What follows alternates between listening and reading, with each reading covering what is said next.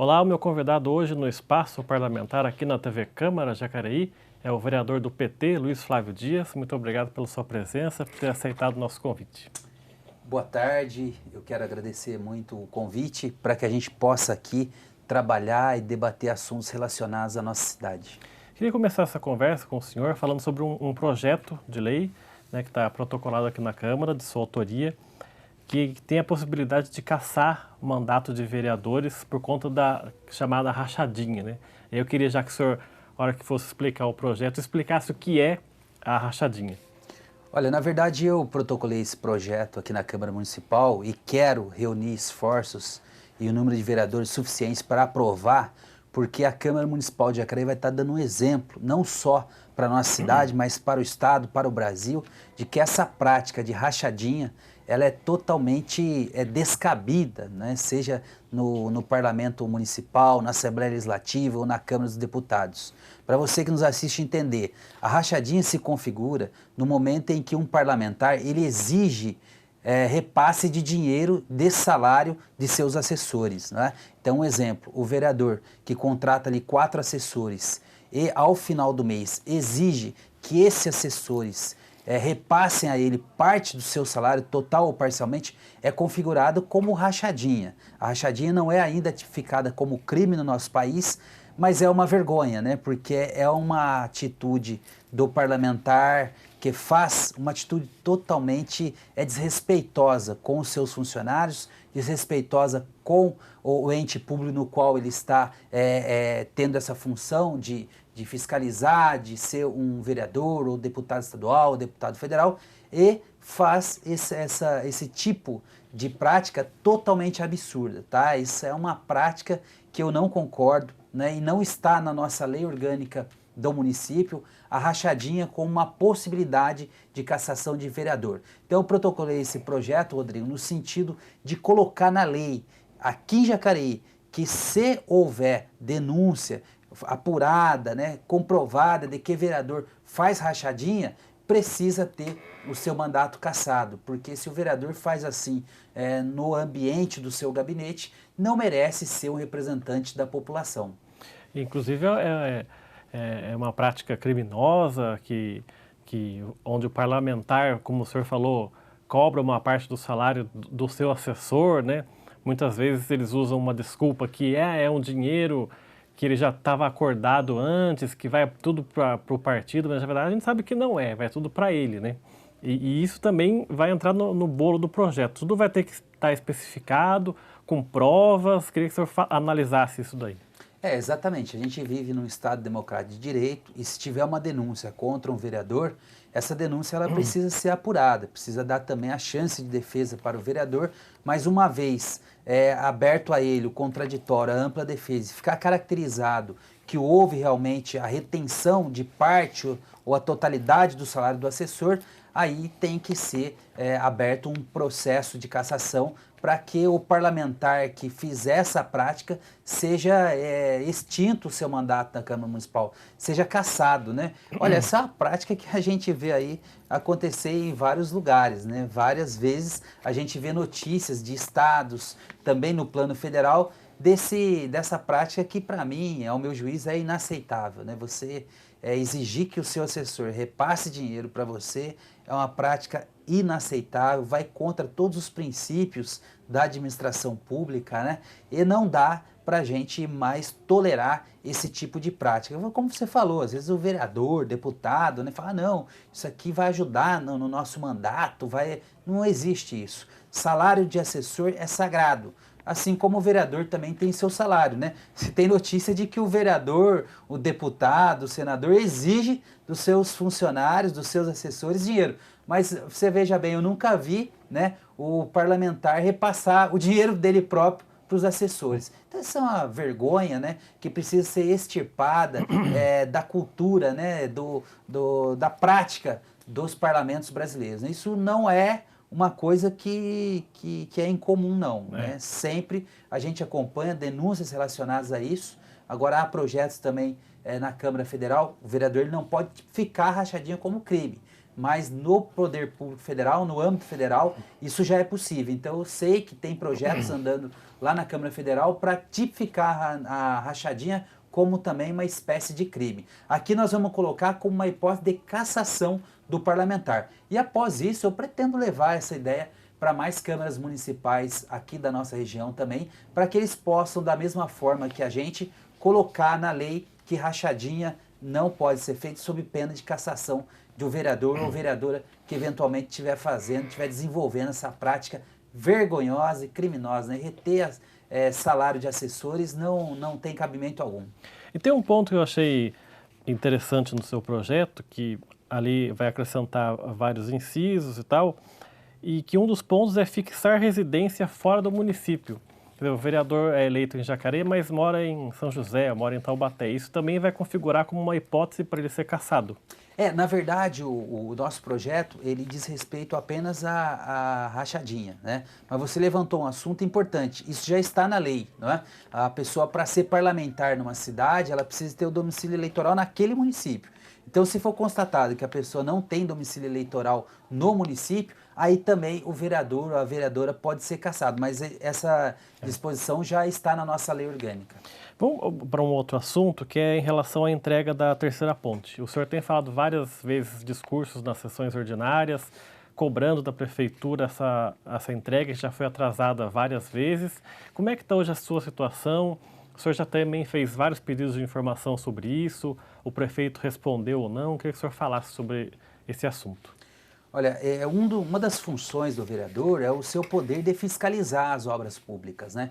E você acompanha o nosso mandato, sabe que desde 2021 eu tenho cobrado a entrega dessa terceira ponte. Você sabe que quando ela foi iniciada, o prazo de conclusão para entrega era fevereiro de 2021. Nós já estamos em outubro, quase chegando a novembro de 2022, e essa obra ainda não foi entregue, quase o dobro do prazo inicialmente prevista para a entrega da obra, né? Isso gera uma série de transtornos, né? Os motoristas, as pessoas que trafegam ali pela região, os bairros ali próximos a essa obra sofrem danos, né, do ponto de vista da mobilidade urbana, porque quando chove, você passa por ali, você vê a pista fica em condições inaceitáveis de tráfego, então a população também sofre. Os trabalhadores das empresas ali próximo também sofrem, porque quando chegam para trabalhar, muitas vezes enfrentam o congestionamento.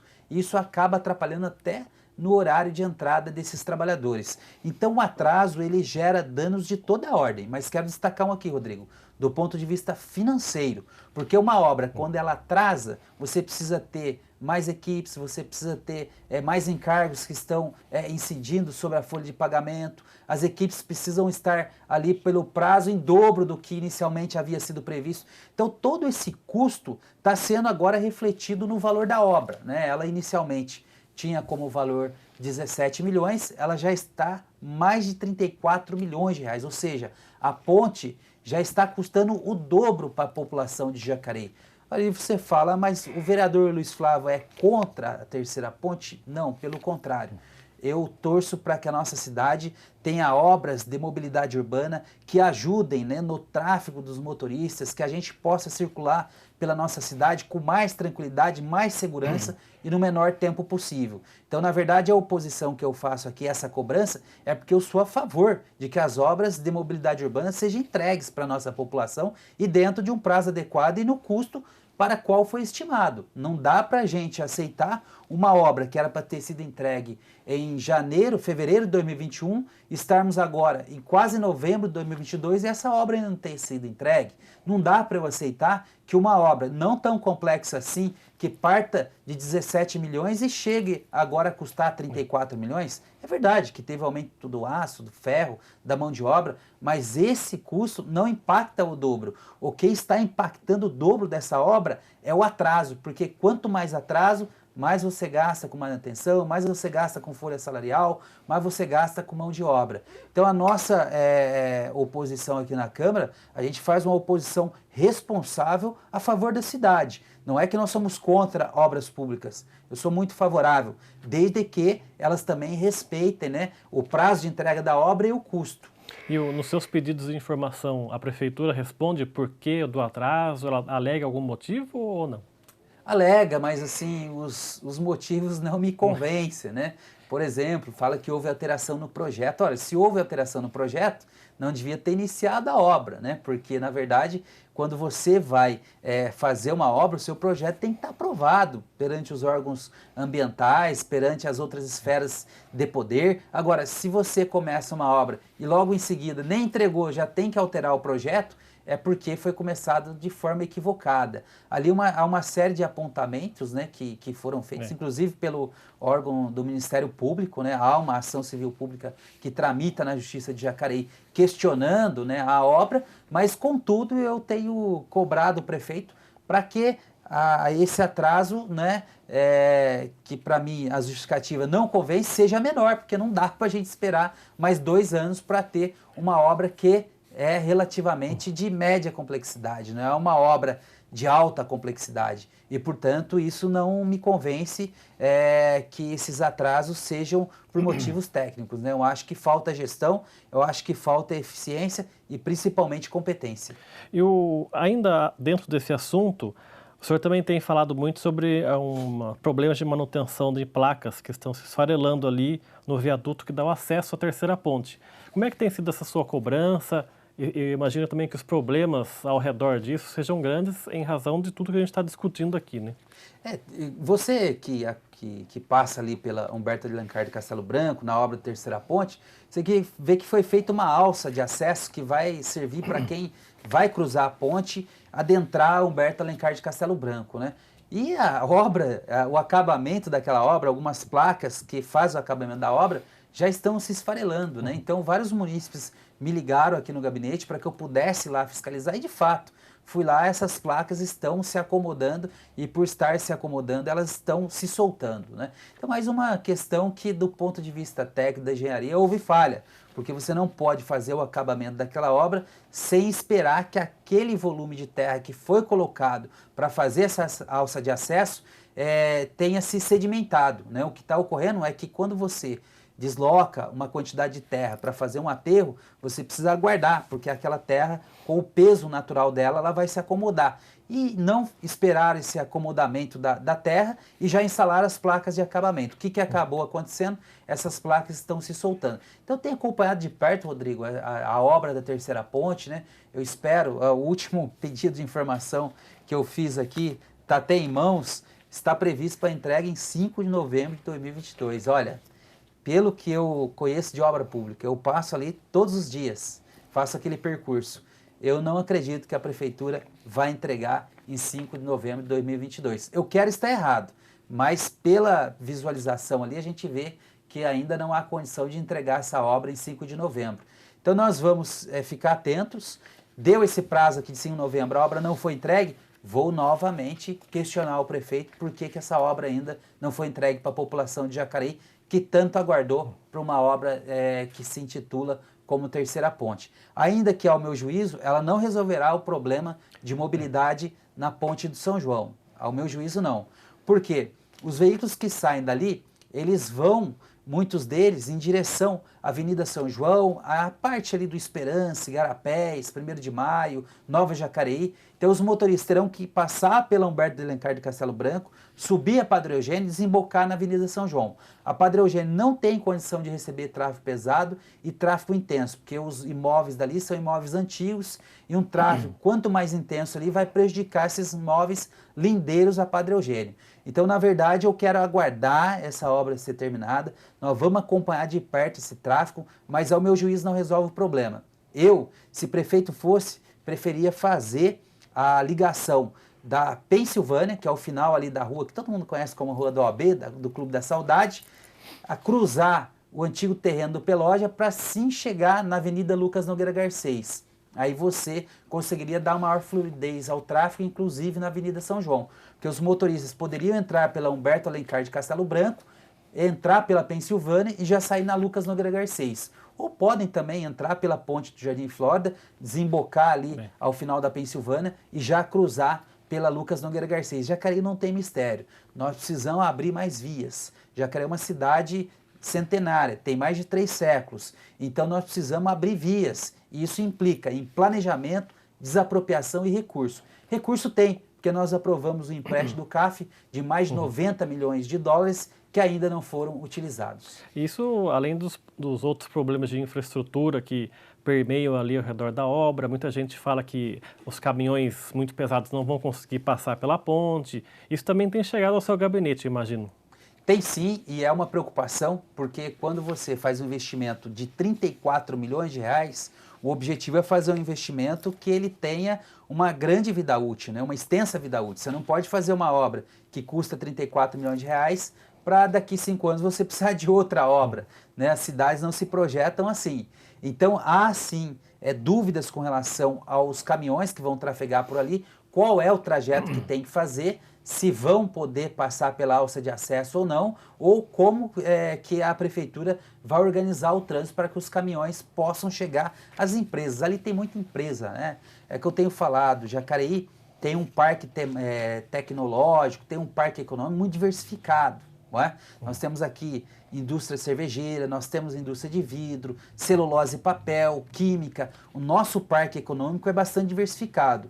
Então nós temos que ter uma atitude também de fazer com que esses investimentos fiquem em Jacareí. Mas aí nós precisamos ter mais atenção em infraestrutura, fazer com que essas empresas se sintam atraídas, não só de vir outras novas, mas de que as que aqui estão permanecerem. E essas empresas permanecem em cidades que conseguem oferecer uma estrutura mais adequada.